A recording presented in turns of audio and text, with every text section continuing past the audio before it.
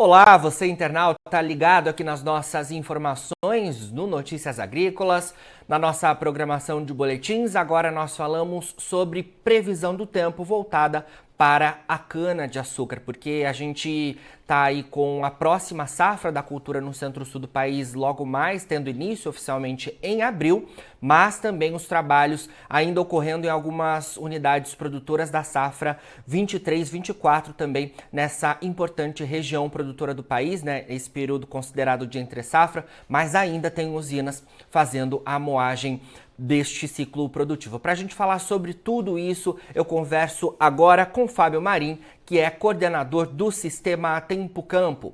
Fábio, obrigado pela sua presença mais uma vez aqui com a gente. Olá, Jonatas. Eu é que agradeço por me receber. Bom, Fábio, falei aqui, né, sobre essa próxima safra 2024-2025 de cana-de-açúcar, que começa oficialmente em abril deste ano, mas o mercado já está com expectativas aí para essa próxima temporada. As consultorias têm reduzido as suas estimativas em relação à moagem para esse próximo ciclo, e eu queria que você desse as suas informações, quais são as previsões quando a gente fala em termos de tempo e clima para a próxima safra de cana do centro-sul do país. Muito bem, vamos lá. Bem, a gente obviamente está saindo de uma safra espetacular e não vai repetir essa safra, né? Isso não quer dizer que esse ano seja ruim, mas ele não vem se construindo aí climaticamente falando, em condições tão favoráveis como a gente viu no ano passado. Então a gente certamente não chega mais naqueles números. As estimativas aqui do Sistema Tempo Campo da Exalc já revelam, só que essas estimativas eu estou um pouco atrasado aqui, Jonathan, são da primeira semana de janeiro. E eles revelam uma queda aproximada de 5% já. Só que eu não consegui ainda fechar, por isso eu não vou trazer aqui o número total aqui, mas assim, eu consigo calcular que em janeiro a safra perdeu quase 15 milhões de toneladas, para você ter uma ideia, como esse mês de janeiro foi negativo para a cana-de-açúcar. Então, assim, houve uma queda expressiva só no mês de janeiro, e por conta desse calor muito intenso, associado a uma chuva que se concentrou muito no final do mês, e mesmo agora, nesses 9 dias de fevereiro, a gente tem uma condição ainda, vamos dizer, não tão boa, né? Nas principais regiões de cana, especialmente aqui do estado de São Paulo. Se me permite, se eu não estou me estendendo muito, a gente Claro, tem um efeito bastante negativo, especialmente na parte norte do Centro-Sul, todo o Mato Grosso, boa parte do Mato Grosso do Sul, região norte de Minas. Essas usinas vêm, região norte de Goiás, essas usinas vêm perdendo bastante e uma área de ganho ainda concentrada no norte do Paraná, que vem se reduzindo semana a semana, tá? ou seja, esses números que vocês captaram, né, no início de janeiro podem então, inclusive, serem atualizados, né, e a gente ter um cenário ainda de perdas maiores, né, nas previsões de vocês, considerando as últimas semanas, né? Porque o que a gente tem ouvido é que, de fato, o clima ainda continua bastante adverso em áreas produtoras e nesse período que normalmente tenderia a ser de chuva, né? Beneficiando a próxima safra. Você trouxe o calor excessivo, mas quando a gente olha a média dos últimos anos, esse período seria de mais chuvas, Fábio? Seria, sem dúvida. Então, aqui o interior de São Paulo, por exemplo, a região que monitoro todo dia, né, porque a gente mora aqui, a gente teve até o dia 20 de janeiro uma faixa em grande parte do interior, variando entre 20 e 30 milímetros, para você ter uma ideia. Enquanto a média do mês é 250 na maior Nossa. parte do interior de São Paulo, nas regiões produtoras de cana. Então, as chuvas chegaram, mas elas chegaram no final do mês, não abateram a média, é importante citar. Então, a média não foi atendida, a média de janeiro, e elas ainda permitiram que os canaviais passassem ali quase 20 dias, quase 30 dias, se a gente juntar o final de dezembro, que também já não vinha numa condição ótima, com um sintoma de estresse hídrico muito forte, né? Então, a alta temperatura aumenta a demanda hídrica da atmosfera, A cana, especialmente as canas de início de safra, que tem um porte maior, elas têm uma demanda maior, né? Tem mais folhas, então transpiram mais. Essas canas sentiram um estresse muito forte. Com o estresse, as canas fecham os estômagos para se proteger, para não perder, para não desidratar, e fechando os estômagos, elas limitam a taxa fotossintética. Essa é basicamente a explicação aí por que que esse mês aí foi tão crucial nessas reduções de produtividade. Certo.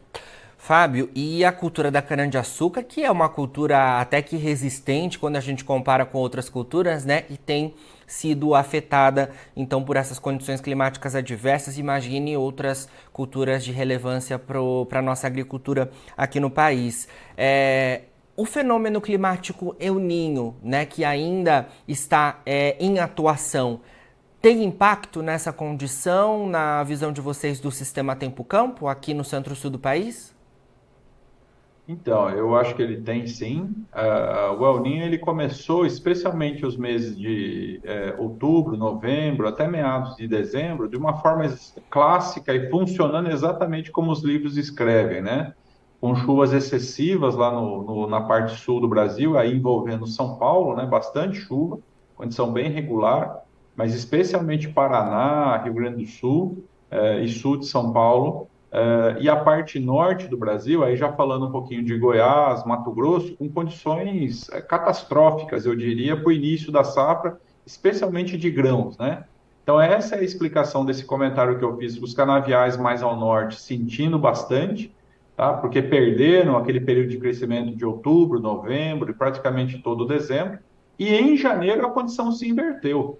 Veja só que interessante, né? A gente passou a ter chuvas, a formação de uma zona de convergência do Atlântico Sul levou chuvas a toda essa parte do Mato Grosso, Goiás, Minas, norte do Mato Grosso do Sul e toda a região norte do Brasil, chuvas até abundantes, ok? Revertendo o quadro na safra de soja, ou seja, melhorando bastante, especialmente as áreas semeadas tardiamente, passaram a ganhar, ok? E amenizando as perdas dos canaviais. Enquanto que São Paulo e Paraná, falando agora de cana, né, passaram por uma condição de estresse.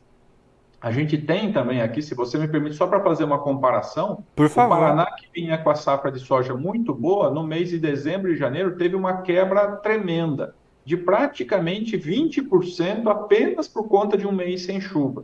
Isso também afetou os canaviais, entendeu? Então, essa queda aí, que esse número de 5% ainda não pegou integralmente aqui do Tempo Campo, que a gente não conseguiu rodar ainda o sistema em fevereiro, mas a gente vai fazer isso rapidamente, podemos marcar uma outra conversa, eu usaria dizer que a gente já pode estar ali na faixa de 6 a 7% de queda, talvez até 8% em relação ao ano passado. Vamos marcar essa conversa então, né, ao longo do mês de fevereiro ou até em março para a gente atualizar esses dados de vocês nessa atualização, então, que deve pegar toda essa condição, né, adversa de tempo para a cultura da cana-de-açúcar nesse início de 2024. Para a gente finalizar, Fábio, eu queria que você falasse um pouco mais sobre a safra 23-24, que termina oficialmente em março deste ano, é a safra que está em andamento ainda. Algumas poucas usinas ainda realizam os trabalhos, segundo informações que eu tenho ouvido, né, por parte dos representantes das usinas, mas a gente está com a safra finalizada praticamente, né? E uma safra recorde em termos de moagem, em termos de produção de açúcar também no centro-sul do país.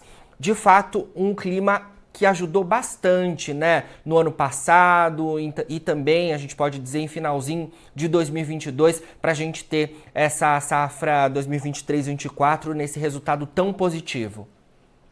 Exato, eu acho que assim, o clima não ajudou bastante, o clima ajudou demais, entendeu? Acho que precisa colocar um outro termo aí, porque foi o melhor clima dos últimos 20 ou talvez até 30 anos, entendeu? Então, assim, a gente teve um espetacular regime de chuva, especialmente desde dezembro de 22 até abril de 23, chuvas mais ou menos regulares, com bons volumes, com boa radiação, com temperatura um pouquinho mais baixa do que a média, que ajudou bastante aí reduzindo as taxas de respiração, mas permitindo ainda assim o crescimento. Aí em junho veio uma outra chuva, quando as condições iam começar a entrar em deficiência hídrica, Junho nós tivemos uma chuva ali bem no meio do mês, em praticamente todo o Centro-Sul. Uma frente trouxe um volume de água bastante grande que estendeu esse período de crescimento dos canaviais, de forma assim que a gente conseguiu superar muito, inclusive as expectativas iniciais, né? E graças a Deus, com preços ainda interessantes para as usinas, né, que permitiu aí uma recuperação do setor depois de alguns anos muito difíceis, né? A gente não pode esquecer, né, que a gente teve ali alguns anos de geada, fogo, deficiência hídrica severíssima. Então, 2023 deu para lavar a alma aí das usinas.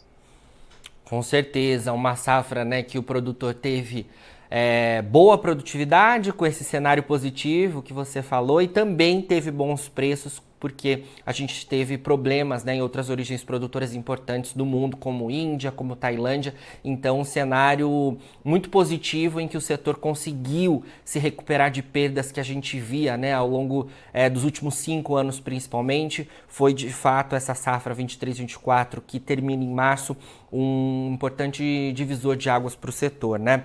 Fábio, queria agradecer a sua conversa aqui com a gente. A gente volta a conversar ao longo deste ano de 2024 para trazer as informações de vocês do Sistema Tempo Campo aqui para os nossos internautas, mas eu queria que você também falasse, né, como os interessados podem ter acesso às informações de vocês do sistema, que não são somente voltadas para a cultura da cana-de-açúcar, mas também vi que vocês têm avançado fortemente nos trabalhos em grãos. Como é que faz para acessar os informativos de vocês?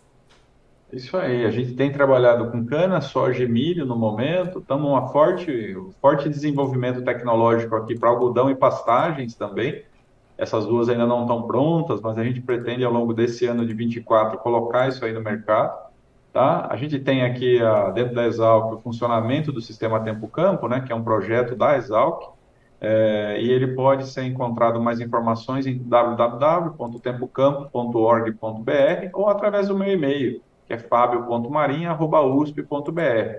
A gente vai ter o maior prazer de atender aí algum interessado no tema.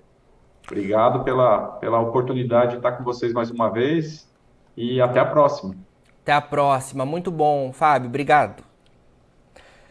E você, internauta, fique ligado aqui nas nossas informações no Notícias Agrícolas, porque a gente segue com a nossa programação. Fica por aí, a gente se vê. Notícias Agrícolas, informação agro relevante e conectada.